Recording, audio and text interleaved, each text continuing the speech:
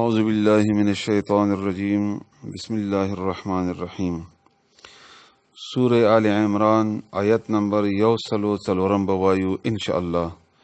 اللہ تعالیٰ دې وینا حق ادا کولو توفیق راکړي. الله تعالیٰ دې موږ تاسو ته د اورېدو، الله تعالیٰ دې موږ تاسو ته پوهه، بیا دې الله تعالیٰ عمل کولو توفیق راکړي. آمین.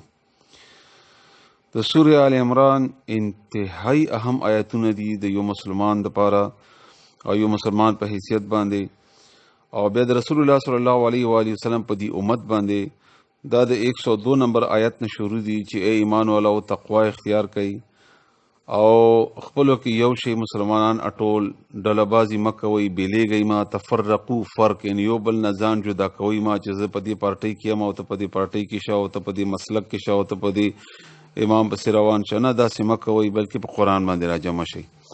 چاک چې د قرآن وایي ایمان پې راوړی دی، بس دا زموږ ډله ده. نو اوس الله تعالیٰ مخکې حکم کوي، دی نه مخکې دا بنیادی طور باندې درې سټیجونه دي، درې پې تکی دي بره خطو دپاره، د کامیابۍ دپاره. اول تقوا یعنی خپل اندرون درست کا. دویم بیا په خپلو کې متفق شئ، ډله ډله نه شئ. اوس دریم کار کوي الله تعالیٰ، دریم حکم کوي چې کله تاسو کې تقوا انفرادي عمل تاسو درست شي، ذهن تاسو برابر شي، زړه تاسو جوړ شي. ځکه چې رسول الله صلی الله علیه و آله وسلم فرمایي چې په زړه کې یوه ټوکړه ده، که هغه درسته وي نو ټول بدن به درست وي، او که هغه درسته نه وي نو ټول بدن به خراب وي، او هغه زړه دی. او تقوا زړه سره تعلق لري، د الله نه یره، د الله د یرې نه ګناه نه ځان بچ کول. او بیا اتفاق او اتحاد خبره ده. مسلمانان به خپلو کې بېلوئ نه، نومونه به نه ورکوئ چې دا فلانی دی، دا مسلک دی، دا حنفي دی، دا سلفي دی، دا جمعه اسلامي دی، دا جمعیت العلما دی، او دا اهل حدیث دی، او دا فلانی. نه نه نه، مسلمانان ټول مسلمان هغه چې حبل الله ولدي، د الله رسی ولا، د قرآن کریم ولدي، اسلام ولدي. اوس الله فرمایي چې کله تاسو متفق شئ نو بیا به څه کوئ؟ ولتکن، او پکار دی چې وي دی منکم په تاسو کې امتون، یوه ډله، یو جماعت، یو ګیرو، یدعونا چې هغه دعوت ورکوي بلی خلق الی الخیر، خیر طرف ته، ویأمرون او حکم بکوي، حکم دی کوي بالمعروف، د نیکۍ نیکو کارونو، معروف نیکۍ عرف، وینهون او خلق دی منع کوي عن المنکر، د منکراتو نه، د برایي نه، د بدۍ نه. واولئک دغه کسان هم المفلحون، دی کامیاب دي. دا ډیر وسیع آیت دی، د باندې پوهېدلو دپاره ټول قرآن کریم باندې پوهېدل دا ضروري دي. چې یو سړی په قرآن کریم ټول باندې نه پوهېږي، په دې آیت باندې هغه نشي پوهېدلی. مونږ تاسو دا بدقسمتي ده چې کله درسونه مرسونه کوو یا اورو، نو مونږ هلته یو موضوع یا یو خبره واورو په هغې باندې ځان پوهولو کوشش کوو، نور قرآن نه خبر نه یو، نو مونږ یو خوا ته، یو طرف ته لاړ شو.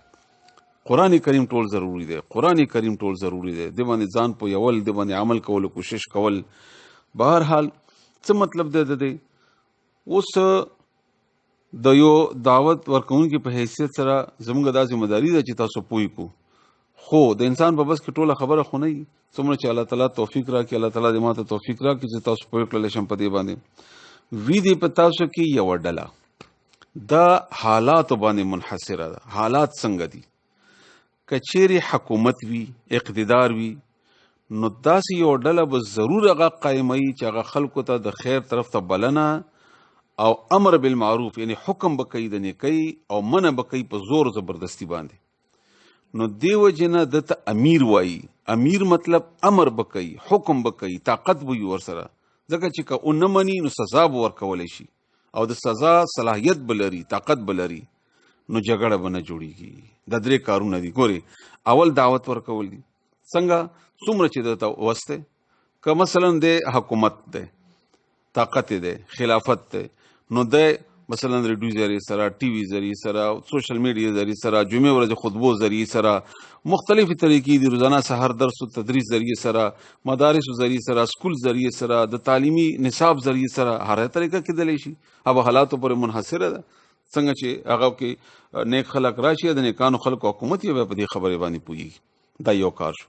که مثلا حکومت نه دی، دا ړومبنی کار، نو څومره تاوس دی، هغومره به کوي، خلک به دا خلکو ته رابلې. مثلا ته پلارې، نو ښځه ده، بچي دي، ماحول دی، مثلا مالک یې، تا نوکران دي، افسر یې، تا نه ماتحتان دي وغیره، هغې ته به د خیر خبره کوي یا عام لارې کې رواني خیر خبره کوي، وایي مونځ کوئ تاسو، جماعت ته ځئ تاسو، حج کوئ تاسو، قرآن ووایي، څنګه چې موږ د درس و تدریس د خپل اوس مطابق کوو، الله تعالی دې موږ ته مزید توفیق راکړي.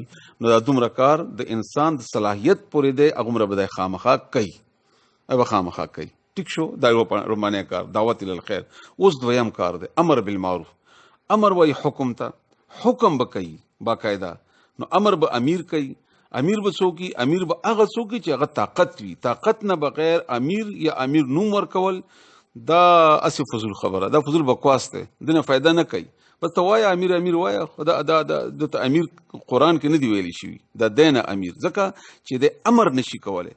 ها کچېرې حکومت داسې یو تنظیم پارټي یا یو کمیټي، پارټي نه غلط شوم، یو کمیټي یا څه خلک جوړ کړي چې دی دا کار کوي، لکه مثلا پولیس، مثلا امنیت اداره یا بل یو داسې، هغه دا کار ورکړي حکومت چې تاسو به دا کار کوئ، یا مثلا جج دی هغه ته به دا کار ورکړي، هغه به دا کار کوي. نو هغه به دا کار چې کوي په حقیقت کې دا هغه د حکومت د حاکم خبره مني. لکه څنګه چې موږ د امام خبره منو، نو امام موږ ته الله اکبر وایي ټول ښکته پرېوځو، نو د موږ خو حقیقت کې د امام خبره نه منو، خو د الله خبره منو. خو امام الله تعالی موږ ته مقرر کړی دی، بس دا مخرو مثال دی. که سړی د امام خبره نه مني د اډو نه قبلېږي. او که د امام امیر وي، مقرر وي د حکومت طرف نه، دته به ډنډی، چې نه مني دی به جیل ته وځي، ډنډې به ورکوي. نو دی به امیر به هغه وي چې امر ورسره وي، حکم وي، کولی شي، سر ته رسولی شي. دا دویم کار شو. اوس دریم کار دی نهي عن المنکر. دا به څوک کوي؟ دلته تاسو ښه ځان پوه کوئ. نهي وایي منع کولو ته. اوس یو سړی یو کار کوي، مثلا شراب څکي، بدکاري کوي، یا بل یو بدي کوي، او ته هغه منع کوي. نو ظاهره خبره ده هغه چې دا کوي خو شوق سره کوي، مینې سره کوي، او ته یې منع کوي، نو هغه څه کوي؟ هغه جګړه کوي. مثلا یو سړی شراب څکي، ورته ورته مه څکه، نو به ولې نه څکوي؟ تا څه کار دی؟ نو که د پښتنو یا داسې د قبایلو علاقه وي، خو نو خوله به دې ماته وي، تا کار څه ته ماته وایي. یا مثلا یو ګاډی غلط روان دی، او ته ورته ودرېږې چې هلکه سمځه، نو که بس ځان ته د جګړه وکته، نو جګړه به جوړه وي او فساد به جوړ وي. ځکه چې تا سره دلته قوت نشته او ته قوت استعمالوي، یا د ټوپک راغستی دی، په زور باندې خلکو ته دعوت ورکوي، نو دا به فساد به جوړ وي. نو الله تعالی خو فساد نه خوښوي. مسلمانانو خپلو کې جګړې نه خو الله منع کړې ده، نو دلته خو دا جګړه جوړه کړه. نو دې وجې نه دا ستا کار نه دی، ته به دا کار نه کوي. دا کار چې کوي د نو فساد جوړوي. ته به څه کوي بیا؟ اوس تا حالت پورې منحصره ده. که چیرې تا په لاس کې دا طاقت شته، مثلا ته حکمران یې، تا سره قوت دی، تا حکومت دی، یا ته پلار یې، یا ته افسر یې، یا تا ماتحتان دي، یا ته استاد یې، او ته منع کولی شي، نو لازم طور باندې وکړي. ځکه چې رسول الله صلی الله علیه وسلم حدیث دی چې تاسو کې څوک منکر وګوري، نو په لاس به منع کوي. طاقت یې نه وي نو په خولې به وایي، طاقت یې نه وي نو زړه کې خو به بد وګڼي. بس دا یو بهترین ترتیب دی، دا یو بهترین ترتیب دی. خو دې مطلب دا نه دی چې عام خلکو ته کوه. که بیا تا خامخا شوق ته امر بالمعروف و نهی عن المنکر، نو ته به بیا دا صلاحیت حاصلولو کوشش کوي. اول به صلاحیت حاصل کی، بیا به دا کار کوي.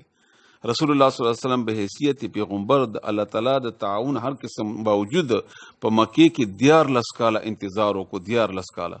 بیا مدینې ته راغلو، 8 کاله دلته انتظار وکړو. نو 8 او 14 شول، 21 شول. او 21 کالو بعد رسول الله صلی الله علیه وسلم ډانډه راواغسته او بیا مدینې ته لاړو او مدینه یې فتح کړله. څو کسان پکې مړه شول؟ 4. څه شی راغلو؟ امن. څنګه راغلو؟ سلامتی او امن سره. نو ګوري فساد نه جوړیږي. تا سره چې طاقت وي، نو ته به د خیر دعوت نه بعد امر بالمعروف و نهی عن المنکر کولی شي. که نه وي نو بیا اسې چغې کوهي، نو بس ټیک ده، خو دې نه اضافي کار به نه کوي، که نه بیا فساد جوړیږي، بیا فساد جوړیږي. نو زمونږ حالات چې کم دي د پاکستان، مثلا موږ ته به یو سړی وایي پاکستان د افغانستان دی، دا به څه وي؟ دا زمونږ د طاقت مناسبت سره دی. دعوت به مونږ کوو، دعوت به مونږ کوو. هغه دعوت کې به مونږ د یو ښه حکومت کوشش هم ورسره کوو، چې داسې حکومت راشي، داسې مشران په مونږ باندې راشي، یا د مونږ الله تعالی داسې مشران کې چې مونږ دا کار وکړلی شو. دې هده پورې خو مونږ ذمہ دار یو، خو دې هده پورې چې د هغه کار په لاس کې راواخلو، دې نه به فساد جوړېږي. مونږ به دا اسلحه، دا طاقت، دا قوت به مونږ نه استعمالو. بس دې کې ټول د تشریح ده، که الله تعالی غواړي مونږ پوهې کې هدایت د الله په لاس کې دی. نو اولئک هم المفلحون. الله فرمایي دغه خلک بیا کامیاب دي، دا خلک کامیاب دي، او دا د دې امت ذمہ داری ده، دا د امت ذمہ داری ده. مختصر خبره بیا کومه چې صلاحیت باندې منحصره ده، چې څونه تا صلاحیت دومره وکړي. صلاحیت نه اضافي بلاس نه اچي کني فساد به جوړ کی. اوس تاسو مانس د کوي ولتکن او پکار دی چې وی دی منکم تاسو نه امه یوډلا يدعونا چغه بلنه کوي خلق رغواړي دعوت ور کوي ال الخير خیر طرف ته ويامرون او حکم کوي بالمعروف د نیکو کارونو وينهون او منع کوي دي عن المنکر د بدنا د منکراتنا واولئک هم دغه کسان هم المفلحون دی کامیاب دی. الله دې موږ تاسو په دغه خلکو کې شامل کړي. آمین.